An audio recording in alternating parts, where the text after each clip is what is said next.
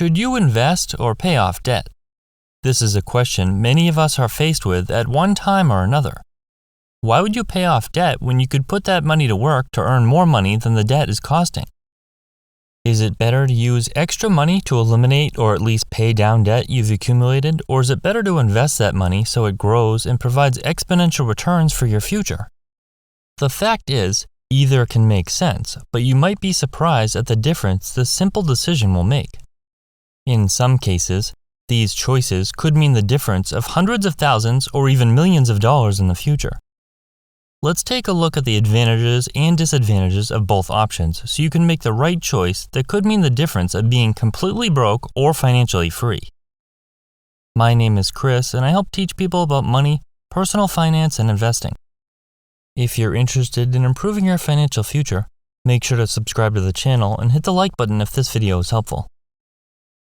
Before deciding to pay off debt or invest, you must first make sure you've established a financial foundation. This primarily includes setting aside a sufficient amount of money in an emergency fund that's strictly reserved for surprise expenses.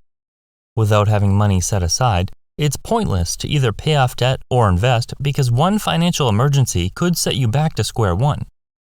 When you have no cash saved and your car requires a major repair, you'll be forced to either withdraw it from your investments or go into debt to fund it. Saving 3 to 6 months of expenses is a responsible amount to aim for before moving forward. Perhaps the best part about reducing debt and becoming debt-free is the extra room you'll have in your budget. When you have various payments for debts being withdrawn from your account, it can be hard to pay yourself. The more payments you have, the more likely it is that you're living paycheck to paycheck, barely scraping by. When this happens, it feels like you're going to work every day to strictly pay bills, not making any financial progress. While the balance of your loan might be slowly going down, a large percentage of those payments is paid to the lender in the form of interest. Once all loans have been repaid, it will feel like you've received a large raise, as a much larger percentage of your paycheck is yours to keep. Being free of debt makes it so much easier to increase your retirement contributions so you can potentially retire at a much younger age. Alternatively, many choose to invest their extra cash before becoming entirely debt-free. The reason for this is that the interest earned from investments could far exceed the interest rate of the debts, allowing them to make large profits. Does it really make sense to pay off debt at a 5% interest rate when you could earn 10% or more on your investments?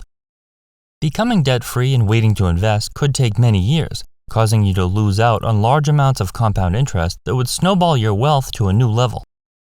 The biggest factor when it comes to deciding to aggressively pay down debt or invest extra money is risk. When you pay down loans, you're essentially earning a guaranteed return.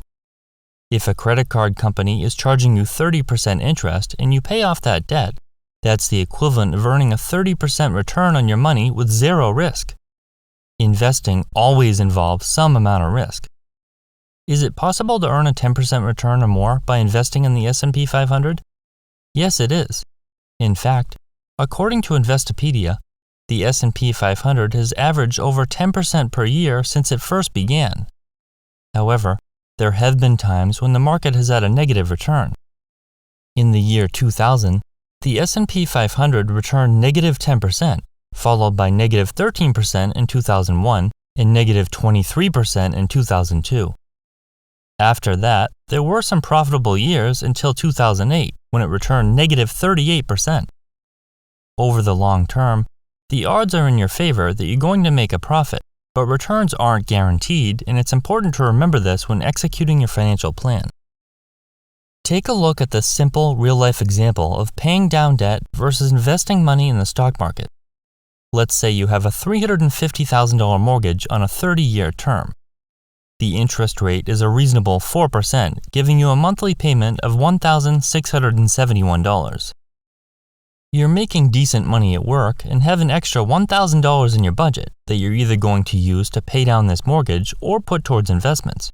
However, you're not sure which is likely to put you in a better place by the end of the 30-year loan period.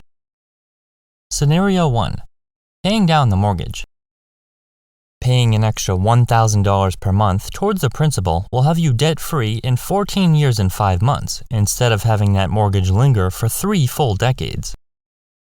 This means you'll only pay $110,799 in interest over the life of the loan. Then, for the remaining time, you invest not only the extra $1,000 per month, you also invest the amount of the mortgage payment that you were paying previously, totaling $2,671 per month. Investing $2,671 per month for 15 years, 7 months, the remainder of 30 years, will total $1,203,916. Subtracting this total amount you now have invested from the interest you paid of $110,799 leaves you with a total of $1,093,117 at the end of the 30-year period. Put simply, this equation is your total sum accumulated minus the amount of interest you paid. Scenario 2. Making the minimum payment, then investing. Now let's assume that you only pay the minimum payment on the mortgage and invest your extra $1,000 each month.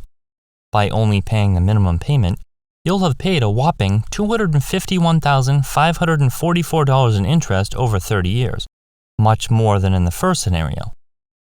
But by investing $1,000 per month into the S&P 500, assuming an average return of 10%, that will have grown to $2,171,000 after 30 years. Your total invested of $2,171,000 minus $251,544 in interest leaves you with $1,919,456. The total in Scenario 2 minus the total in Scenario 1 equals a difference of $826,339. This means by investing your extra $1,000 per month in the S&P 500 instead of paying down the mortgage, you'd have over $800,000 more at the end of a 30-year period due to how your money will compound over many years. That's an amount that could make the difference of being able to retire or needing to work for many more years. Of course, this doesn't consider the risk of investing in the stock market, and it assumes an average return, which is reasonable over a long period of time. One of the main factors in your favor with a 30-year mortgage is inflation. The mortgage payment remains the same dollar amount for the life of the loan, but the dollar loses its value over time. This means that you're able to pay back your loan with dollars that are worth less than they were previously. If inflation averages 4%, the dollar halves its value about every 18 years. Simply put, after about 18 years, your mortgage payment is only half as much as it was when you took it out. While you're paying back debt with a dollar that's worth less than it was previously, you can also invest in assets that keep pace and exceed the rate of inflation, giving you the best of both worlds. A mortgage is a more extreme example when it comes to deciding to pay off debt or invest, and there are 2 reasons for this. The first is that a mortgage is typically a very low interest loan, perhaps the lowest available. With the average mortgage rate in 2021 of around 3% and currently near 5%, that's very close to the rate of inflation, meaning you're borrowing money for basically nothing. For this reason, mortgages are actually desirable for some investors. Second is that mortgages are long-term loans, usually stretching 3 decades. When a loan term is this long, the difference between deciding to pay down the loan or invest extra money is much more significant and something to closely analyze. When it comes to deciding whether or not to pay down debt, there are a few things to consider because it's not cut and dry like one would initially think. Cash flow is obviously a huge benefit that can free up your budget, which is especially important for older investors. When getting ready to retire, cash flow is your number one concern, not which strategy is going to return you more money in 30 years. Risk is also an important consideration, and it's critical to understand this when deciding on a strategy. Generally, paying down high-interest loans and using low-interest ones will return the most profit over the long term. Also consider doing both, using extra income to gradually pay down debt and invest simultaneously. While people have strong opinions when it comes to this topic, the numbers depict each scenario accurately, and it's your job to assess the risk and reward. In order to decide what's best for you, consider all of the pros and cons of both options.